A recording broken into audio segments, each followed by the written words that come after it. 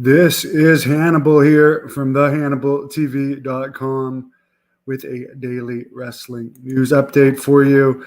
The Rock returned on SmackDown before a sold-out crowd of 12,700 people in Denver, Colorado on Friday night. I've been to Denver before for my Tough Enough 3 trial. Very nice city, but I have to say I did watch The Rock's return, and it did give me chills. He is the most electrifying man in sports entertainment, and I can't remember the last time I actually got goosebumps seeing someone come back. And I also noticed he really didn't do much, and he got massive reactions. So that's a good lesson to wrestlers that doesn't necessarily matter how many flips you could do or how many crazy spots you can do.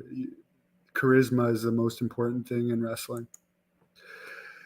And apparently The Rock was on the Pat McAfee show, which I'm in the process of watching now, and he said it was confirmed with him versus Roman Reigns at the WrestleMania in LA this year, but it got canceled. I don't believe what people were saying that he wasn't in shape, because he's in better shape than anyone on the roster. It's very obvious from his appearance on Friday. I think he still has the best physique in wrestling. John Cena is going to wrestle at Crown Jewel in Saudi Arabia November 4th, and that's also going to be Roman Reigns' next match. Apparently, WWE is going to hold an outdoor stadium event in Perth, Australia in early 2024. They're going to announce this very soon. Of course, WWE's merger with UFC to create the TKO group happened on Friday. And Ivan, that's a fake background. And the only major layoff, it's not even major. The only name I recognize was Dana Warrior, who had been on WWE Creative and doing other jobs for WWE, such as their community outreach program since 2014. Now, I remember Billy Graham was really bad that they put Dana Warrior on WWE Creative, but you know what? As a favor to the Ultimate Warrior, why not? Keep some money coming into the family and keep her on good terms with them so they can make more money. Apparently, WWE generated, according to Brandon Thurston from WrestleNomics, which, by the way, there's an interview with him on this channel, WWE in the first 6 months of 2023 generated $707.9 million in revenue, but only $88 million in profit, where UFC only generated $611.9 million in revenue, but made $169.8 million in profit. So UFC is obviously much more profitable. WWE, there's a lot of places they can cut, including the developmental system, which, by the way, NXT did a 0.26 rating this week with Becky Lynch on the card. So it's getting closer to Dynamite's rating. Speaking of AEW, apparently the divide between Edge and WWE is over money.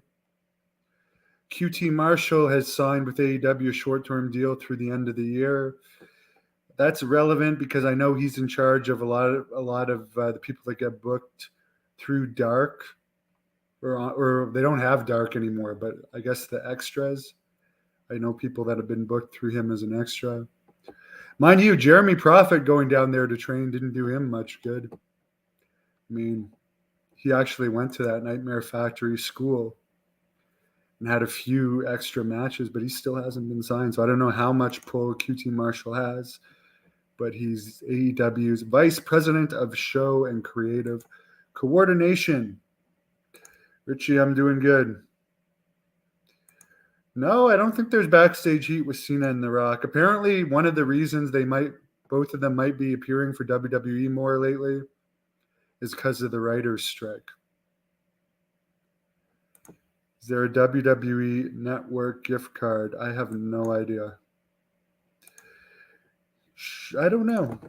PWI 500 is stupid. People send in their, if you don't send in your matches and stuff, I'm sure the top 50 or whatever are actually talked about, but they only accept like indie guys that send in their matches. Is there even a Pro Wrestling Illustrated magazine anymore? I mean, come on. What do I think of Christian Cage? Your Father's Dead stuff? Didn't see it. I like Christian, but I remember the first Great North Wrestling show ever here in Ottawa. He was originally supposed to wrestle Jeff Jarrett, but Jeff Jarrett came to the show, took his full money, took his business class flight, but didn't want to wrestle. He said, I only want to interfere in a match. Then Christian ended up having and this match is on tape, a three-way match with AJ Styles and PCO, and Christian did not want to do the job to PCO. So AJ did the job, and Jeff Jarrett did his little interference and fought with Christian to the back. But whatever. By the way, 7 p.m. tonight, Great North Wrestling Podcast, Jack Kilby has Eric Watts returning. Where have I been at? I've been having some technical issues with my computers, which hopefully are sorted out now. Anyways, guys, I really appreciate all your comments, and I'll check back in with you later. If there's more news, watch the GNW podcast. They will be taking fan questions with Eric Watts tonight at 7 p.m. Eastern. Thank you for watching the Hannibal TV. Please like this video if you enjoyed it, and click the subscribe button to not miss any of our latest shoot